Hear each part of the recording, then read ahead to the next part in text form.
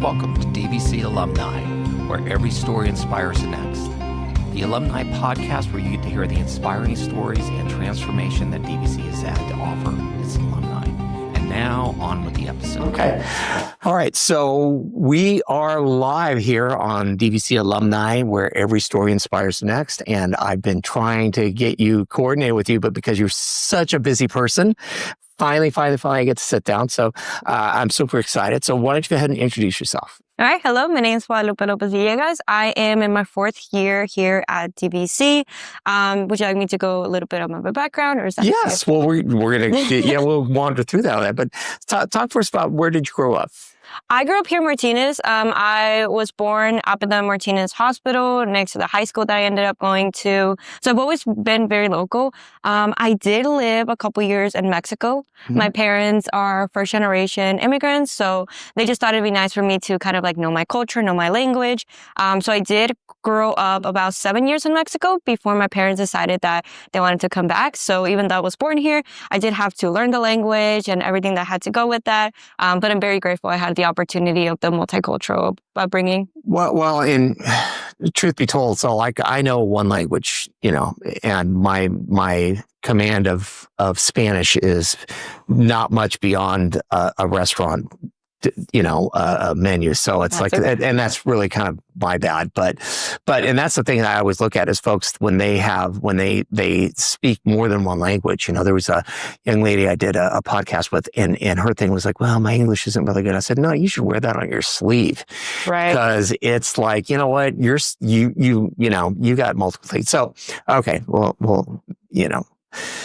So you had a chance to grow here. You went to Alhambra. Yes, go Bulldogs. Go Bulldogs. Yeah, my kids all went to College Park, so they're but Falcons versus which is great. I think that's the sort of thing is great, and I know Alhambra is a great school. I mean, and Martinez is a wonderful community. Yep. So what prompted you to come over here to DVC? Was that a thought process, or was it just, what was the thing that got you over here? I think it was a little bit of both. I have a lot of international friends, and I asked them like, oh my God, from across countries, oceans, how did you end up at DVC? And they're like, oh, I like so much thoughtful research that went into it. It's like, how about you? And it's like, well, I lived, 10 minutes away, which is. Oh, okay. Wait, I'm going to interrupt this story because my brain just like, okay, broke. So you were in high school. Yes. And you suddenly had, how did you end up with a whole bunch of international friends? I mean. It's a DVC. Absolutely. Really? DVC opened up so many doors to where there's not like a continent where I haven't made a friend. I haven't learned something new. Except maybe Antarctica. So yes. Okay. Maybe there.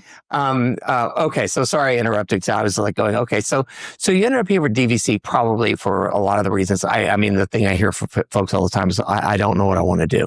Yeah. And I've bumped into some very prominent people that are now, like from the 60s and 70s and 80s and stuff, and they're doing great things, and that's why they came here. So that's how you ended up here. So talk about your first kind of soiree into DVC when you showed up here.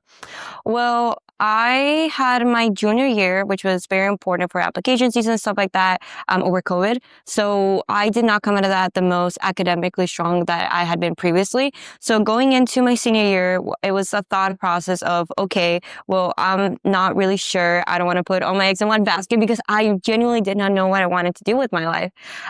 So I was like, okay, talk to a counselor. I ended up at DVC, and the first semester was kind of carrying with that burden that the last couple years had been. So a lot of insecurity. It was a lot of like, oh my God, I'm in college right now. I had done very bad previously. I don't know how I will navigate this new. I found that DVC had a lot of like really good resources, and I was kind of like picking up pieces of my confidence academically as a student again and again as I went through it, which is really nice. But honestly, out of all the resources that DVC has to offer, I found the biggest helpful one my first semester specifically to be like the student life, like that student engagement community.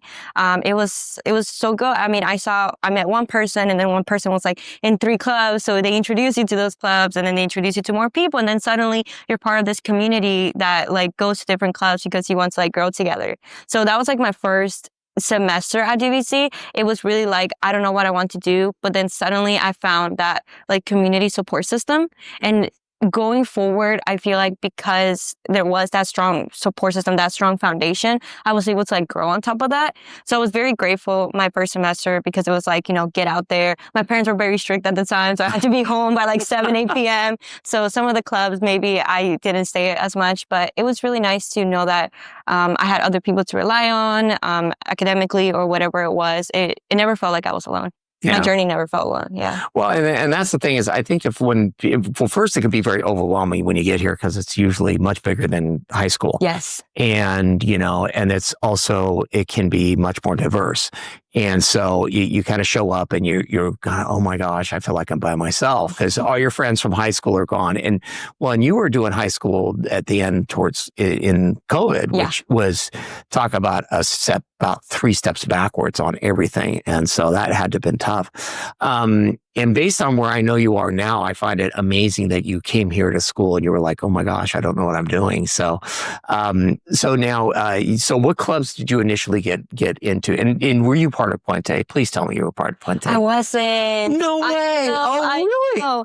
It was one of my biggest regrets. I think like my second semester, because I remember I came for welcome day and they were like walking me around and then they were like Puente.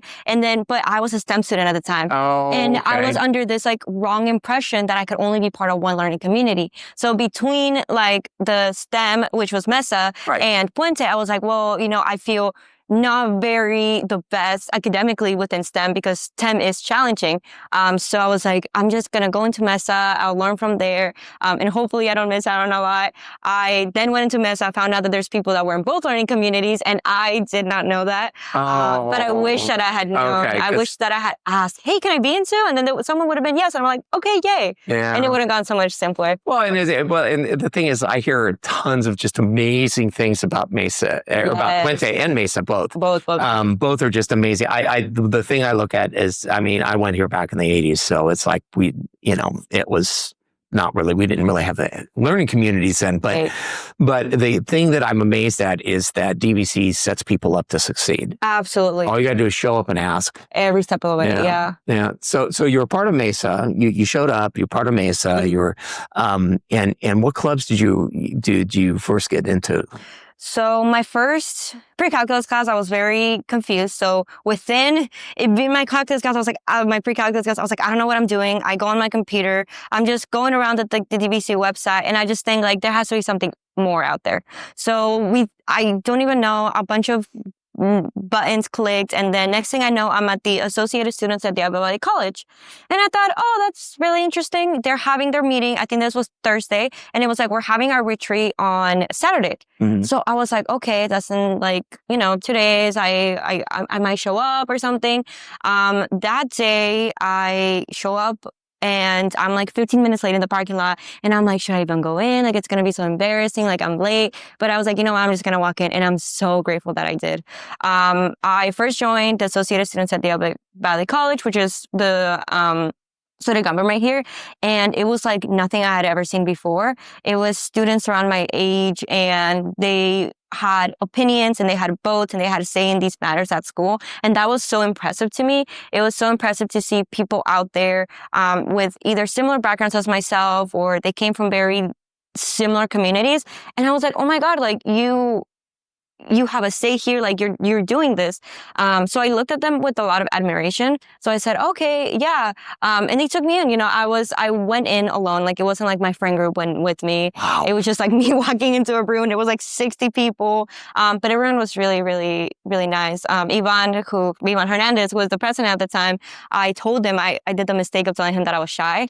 So he put me in the middle. He put me right in the middle. And then he made me introduce myself to everyone. But I'm really glad that he did because eventually I was like, okay, well, I already got to the worst part, which is talking in front of everyone. And I just kept showing up. And then once I kept showing up, it just made it so that once again, these people were part of clubs. So I joined Toastmasters. That was also very different, like community, but it helped me with like my public speaking, which I was really bad at the beginning. I was so shy, so bad at talking. I'd be like, I'd talk really fast. I'd talk shaking. I'm like, oh my God, I want to cry. It was really bad. So I joined Toastmasters. From there, I joined AGS. My best friend was really into AGS, so she asked me to join. And then I went to a couple meetings and I really liked it.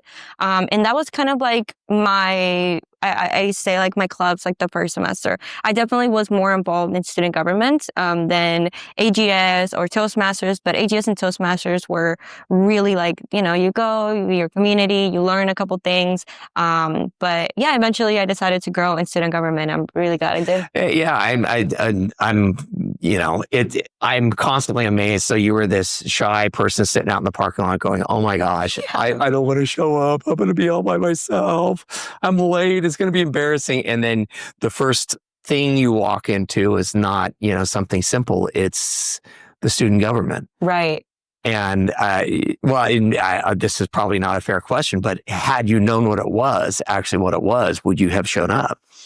I think I don't know. That's like a tough question. That is a tough question. Yeah. Maybe like the word like student government is like so like, it's just like something like you don't, it's gonna get you in the, I don't know if I'm like eligible for that, or like, how am I, like, I can't even like talk with you right now. Like, how am I gonna like represent other people and stuff like that? So yeah, I mean, it was like a very large thing to like get the idea of, but I'm kind of glad that I went in with the ambiguity of it all, just because I feel like the more I realized what it was, the more intimidating it seemed, but I was already part of it. And it was one of those things. Yeah, I was like, I'm involved, like I'm here. And then the more comfortable you get, it's intimidating, but the comfortableness of it all just kind of makes it go well. And I love what Ivan did, which is like, he just grabbed you and said, oh, you're shy. We're going to fix that. Perfect. Yeah, amazing. Right here. Yeah. Sit down, girlfriend. You're going to talk to everybody. It's like, Yeah.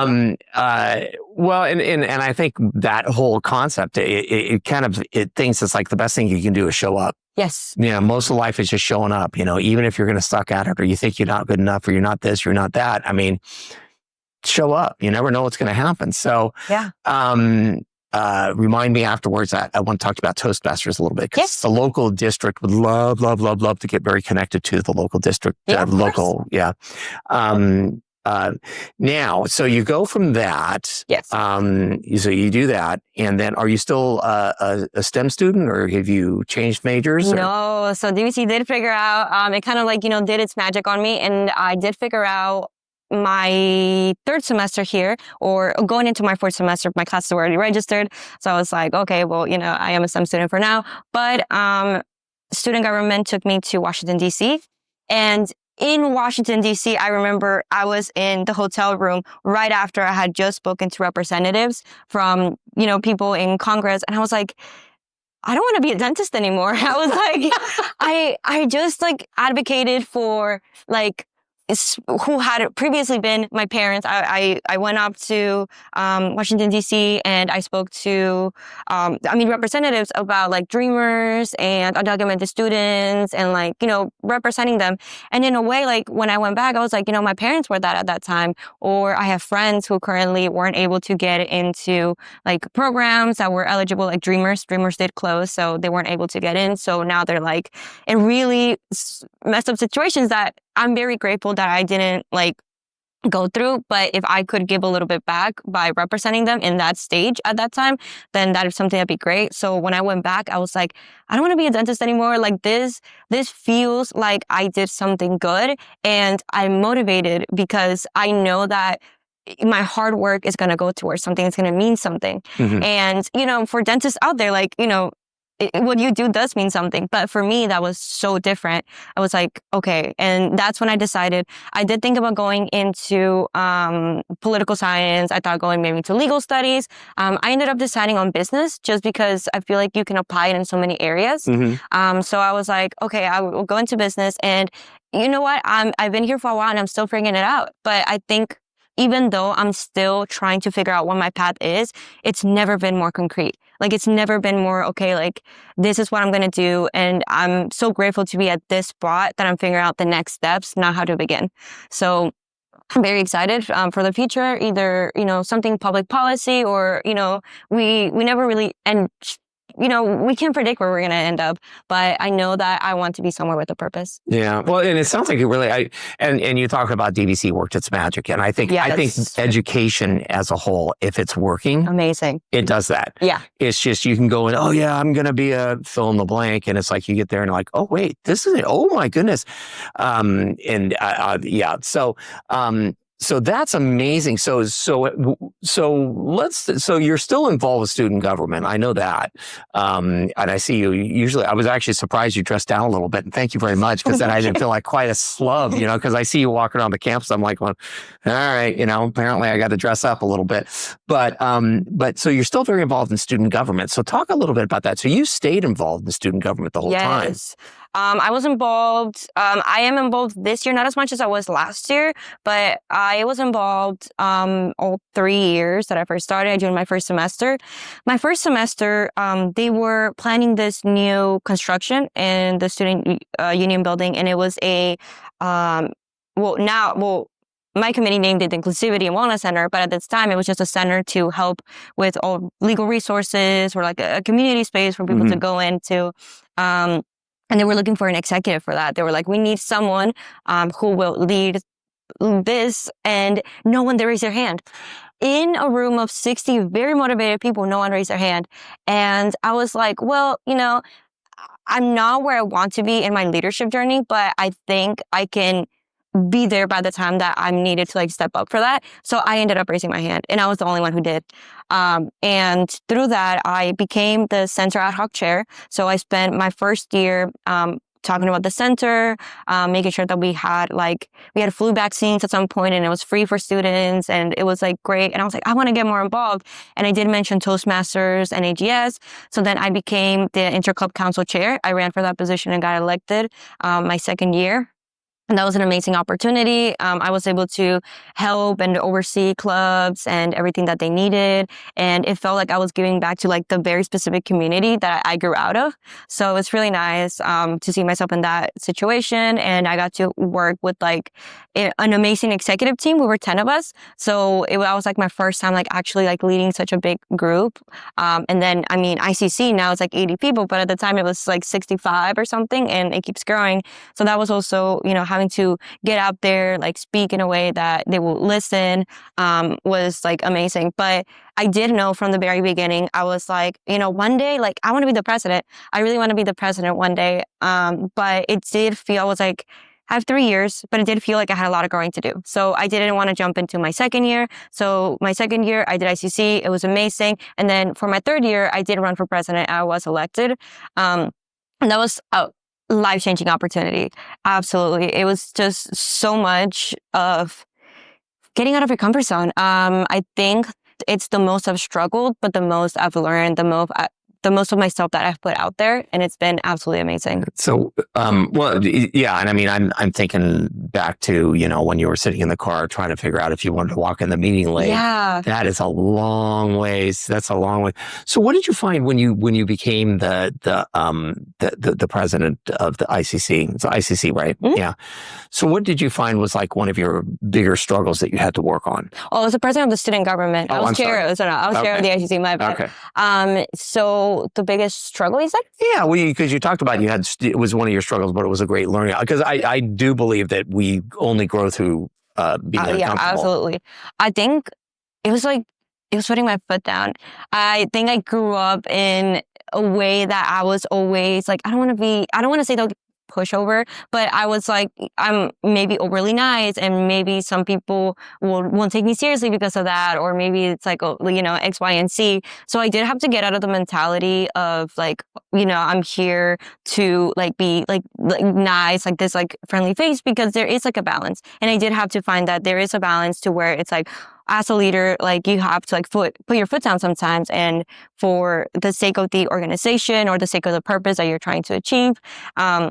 And I did find that at times I had to find myself being okay, pick yourself up, you're doing this. And then eventually it did get easier. I was really bad at delegating tasks. I felt I didn't want to be a burden on my team. I didn't want to be hey, you do this, you do this. Because in my mind, I was I'm going to be bossy. But in reality, they want to do these things because they're also growing, and they want the opportunity to grow and achieve more. So eventually that also got way better, where I started delegating tasks. And then that's when we started feel like we were working in a team. Because at first I was okay, well, they are my team, but they're not my employees or something. But eventually, it did get to the point where we're all working together, we're working towards the same purpose, and it just felt like we were more in unison. Well, that's an amazing piece of leadership that you learned, because not all leaders learn that. Yeah. Which is, what is it? A friend of mine said over the weekend, it's like many hands make a task easy. Yeah. Whereas if you're trying to do it all yourself, plus you're trying to go to school, plus you're trying to be a STEM student or whatever you're trying to do that week, it's like, it becomes, it becomes quite a struggle. So you've done this amazing roundabout where you started off as, oh my gosh, what am I going to do? And you probably showed up here like a lot of folks, which was, and you've worked well beyond that. You credit Toastmasters, and also you're taking the opportunity to step outside of your comfort zone. Right. So where do you see yourself in maybe a year? And what do you see? Okay, let's back up. My brain's kind of all over the place. That's okay. So this year, what is it that you're working on this year as far as your personal growth, and then also your, growth as a leader here at because whether you like it or not, you're now a student leader here at DVC. And that's what you signed up for. It was, yeah. And it all started with like that one first step. And I'm very grateful that it got me here. So for this year, I am in the process of applying. So I am transferring this year. It was a long way, but I'm very glad it took the time that it did. So I'll be transferring. Where I end up, I'm not exactly sure yet. I don't really have like a dream school or something of that sort. Oh, come on. Yeah. What is it? Really? Yeah. I mean, wow. I think I got into the mindset that it was like, well, I didn't feel like getting out of high school that DVC was like my dream school, but I think I found something in it so great that I would have never expected. So I think I'm going in it knowing that what I expect won't be what will be, but I think there's a beauty in that in a certain way. So I don't really have like a dream school or like somewhere that I really like want to be there, see myself in, more than I am just like who I want to be when I'm there. That's a very Zen thing, by the way. Yeah, so usually absolutely. I'm still working on that, and I'm way older than you. But and that's actually very admirable, where it's just like, you see your path here, but you're willing to take wherever it happens to take you.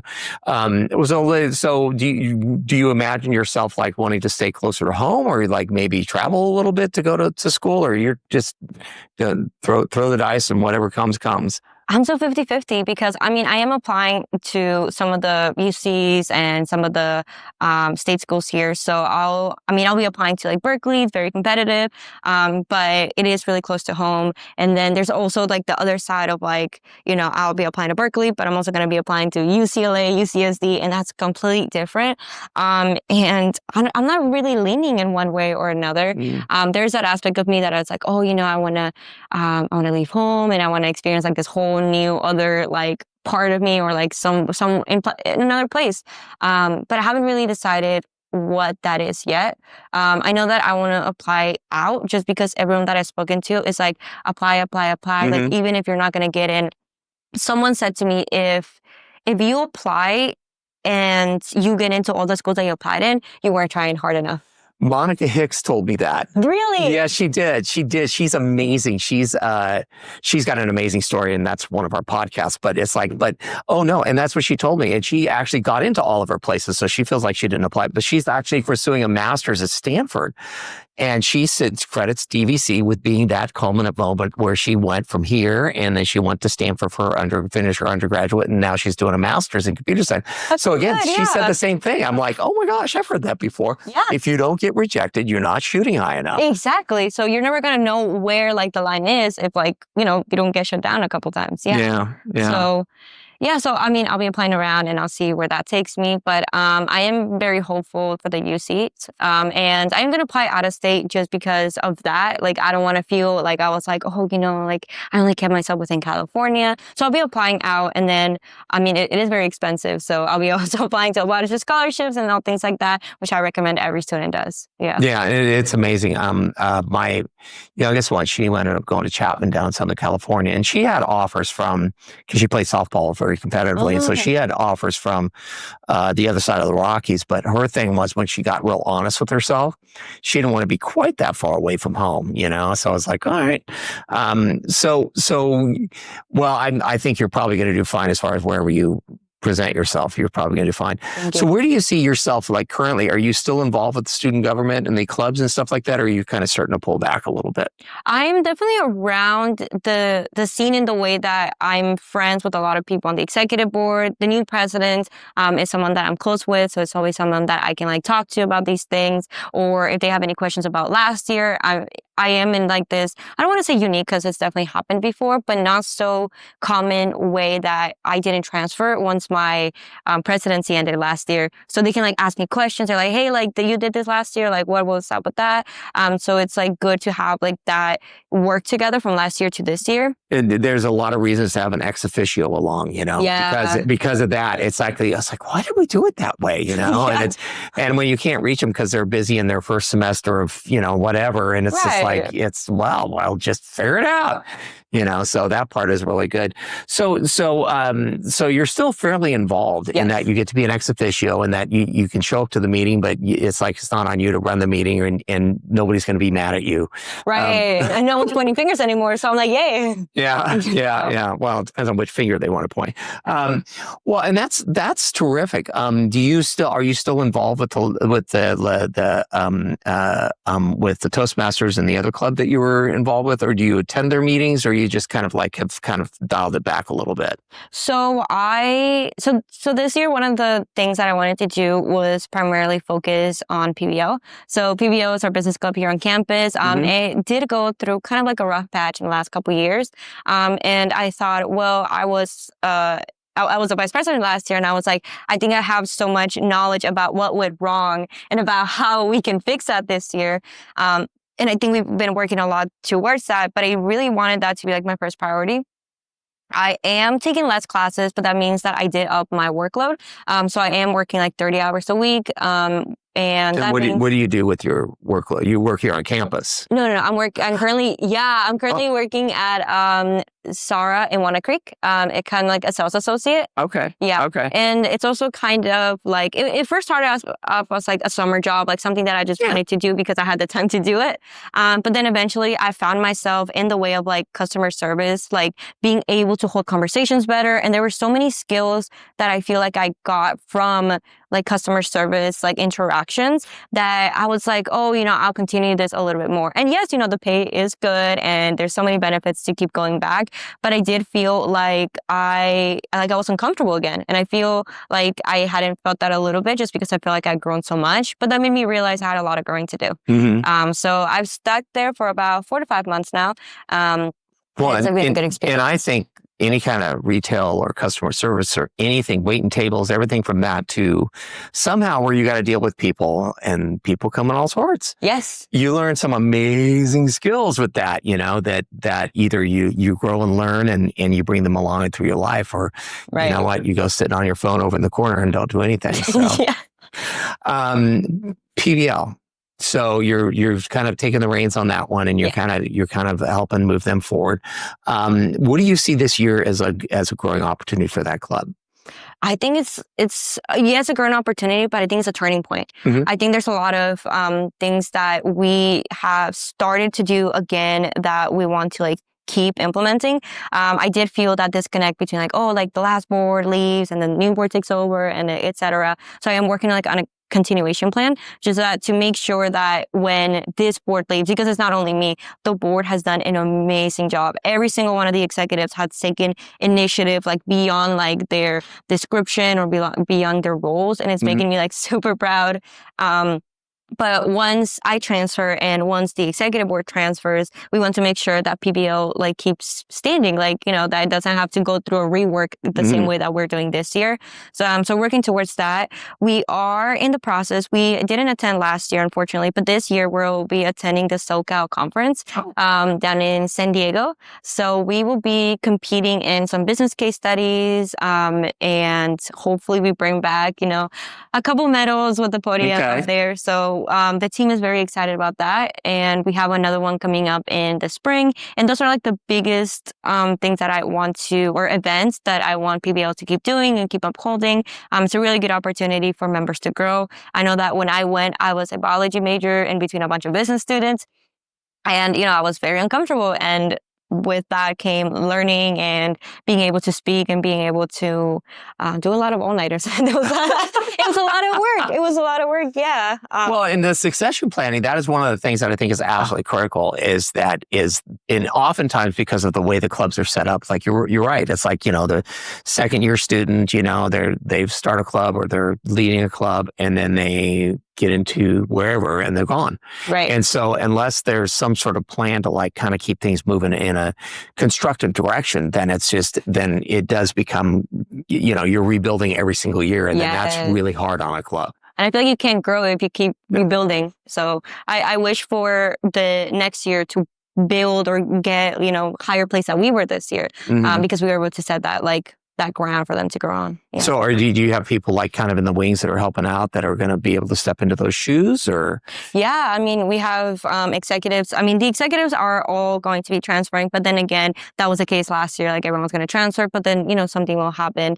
A lot of the executives that are now like in Berkeley Haas, like they come down and they help sometimes. I reached out to them because I was like, hey, I really want to win. Can you teach us a little bit about what you're doing, stuff like that. So it's really good to have the connection with the alumni. Yeah. Reach out because they've been there, they know that, and they've kind of like thought about it in the group perspective, and so it's really well to have like those connections. So hopefully, and then we have officers, first year students. Good. Yeah. Good. Yeah. It's like, because then they're sitting at the big people table, and it's like, then that way they can kind of see how it's done. It's like, oh, this worked. No, we're not going to do it that way. Yeah, no. I think it's for them specifically, it's good for them to see like the good things that we're doing, but then also like the bad. Like sometimes if like one of the meetings that we didn't have the slides and stuff, I'm like, guys, like, unfortunately, like this week, maybe we didn't have the time, maybe we didn't have like the attention span for this, but this is something that's important. So like this is what, it's kind of that accountability towards like the officers. And I think letting them see you grow as well, it's making them grow and letting them be part of the conversation instead of like, the outsider where it's like, like the big people table and then the kid table on the side. So just making sure that they are on the same like playing field. Something that I did different this year was that I put everyone as the same title. So in prior years, in prior years, it was like the vice president of internal, external, marketing, communications, finance, and then we had secretary and ICC. And then I was like, well, you guys are just as important part of the team as we are. So we did change our position so that they're like the vice president of administration and the vice president of club relations. And then that way, it's like the team and we're all kind of like on the same field in a way. Same with like our officers. Our officers are all director of something, director of like professional development, director of marketing, director of networking, etc. So it's just like a way to keep everyone in check because, you bring as much as I do to this team. Therefore, like, we're all equals.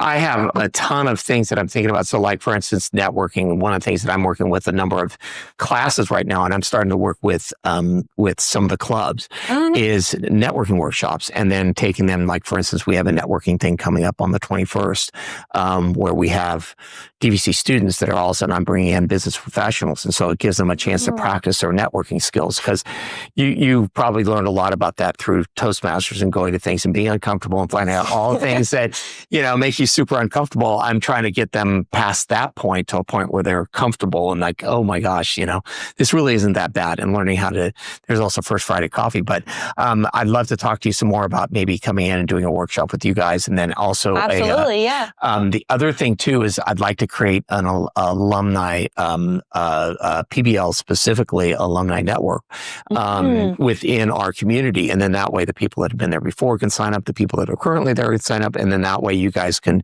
because right now, the folks that were here last year, right? Right. Maybe the year before. Yes. Okay. Probably not the year before that. No. And so my idea, and we got to start somewhere, is to start with the current cohort and then work on building those folks out so that in 10 years, they'll be. Yeah. And people they can just go look at, we can call Bob Johnson. He's been, around for 10 years and it's like he's been out. Let's see what he did. Right. And stuff like that. So that's something I'd love to have you help me with since apparently you don't have enough projects right now. But that's you've had an amazing career here at DVC. And it's like, so you don't really have a vision as far as what it looks like in 5 years, right? Who knows what it's going to be, but let's take the crystal ball and say, okay, what do you think would be your dream? Just, throw it out there. in 5 years? Well, 10 years. 10 So, years? yeah, 10 years, something shiny, you know? In 10 years, something that I like want to achieve. In 10 years, I'm trying to think.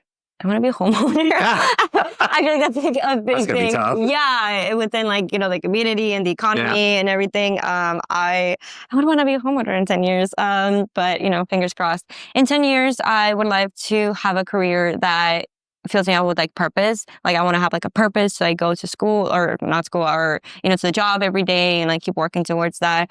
And then, yeah, I think the difference is that a lot of people have like I want to be like a corporate lawyer or I want to be like, the next like U.S. senator or something. But I just kind of, I'm keeping it open. Oh, okay. I think there's been a lot of times that I've told myself and I was like so sure about something and it's like, this is like exactly what I'm going to do. Or I wasn't sure about something. I think there were things when I first came into DVC that I like cut off. I did not join PBO my first 2 years because I thought it wasn't for me.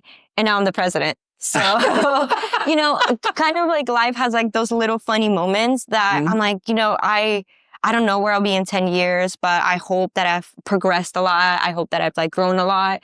In 10 years, I hope to give back a lot. I think in 10 years, once I have like a career like situated or I'm working towards something, I would definitely love to come back and give back in any way possible that I can. And yeah, it's just growing every single day and yeah, I don't have like an impact. Well, and I was gonna say, I'm really amazed at how, first of all, how kind of zen that answer is. It's like I'm looking for something fulfilling. I don't know what's going. I mean, I'm on my 4th career, so it's just and they're all really different. So it's not like they all. So yeah, I think that's a good thing. So, anything else you want to add? From I think. Oh, okay. So if you, this is a question I've asked some folks. So if you had a piece of advice for your younger self, you're showing up at DVC, right? What would be that piece of advice? Show up. If it's the wrong room, if it's the wrong time, if it doesn't feel right, if you don't want to go in, if you see a paper and there's a date and a time, my advice to that person, just be show up, because you really don't know what walking through the door like awaits you until you do. You don't have to be ready. You don't have to have the skills. You don't have to be the person that you want to be for you to get started. I think that was like the biggest thing when I came in was I don't see myself there because I'm not that person yet. And I think going into it and being part of the organization on so many different levels, you realize no one's ready. Like no one in that aspect, especially us, like community college students that are still finding out who we are, like what we want to do or who we want to be or by what principles we want our life to look like. No one really is there yet at this point of our lives. So you shouldn't be like, I'm not there yet, therefore I can't be this. You can 100% be that because that is something that you're going to grow towards. Your rough draft is going to be the most amazing thing that you're going to have at that time. So keep building on it until you become that person. Because I feel like I'm very content with the progress that I've made, but there's definitely things that I still want to work towards. And it's like, it fuels me, it like keeps me going and all these things. So show up and just do the part, not because you feel ready, but because you want to. That is amazing advice. I happen to agree. It took me a long time to figure that out. So congratulations on getting that at this point in your journey. So I think we'll leave it there. If anybody wants to reach out to you, how would they reach out? They can reach out to me in any way. My email is Guadalupe Villegas 016. I'm trying to think of like your LinkedIn. My LinkedIn, Guadalupe Lopez Villegas. I'll put that in the show notes. So yeah, it's like, because I think people are going to want to reach out to you because I think you're amazing, and I was really excited when you finally said, "Yeah, I can do it." And I do remember I was walking across the quad. It's like, oh my gosh! So I so appreciate it. Well, thank you very much for being here. Thank you for taking the time. And again, I get how busy you are, so it's like, and good luck in your future endeavors. And I think we've got a few projects we can work on together too. Absolutely. Awesome. Cool. Well, thank you. Thank you. I appreciate it. Good. Thank you for tuning in to DVC Alumni, where every story inspires the next, the podcast for the DVC Alumni Association. You can contact us at alumni@dvc.edu with any comments, and be sure to leave a like and subscribe to our podcast.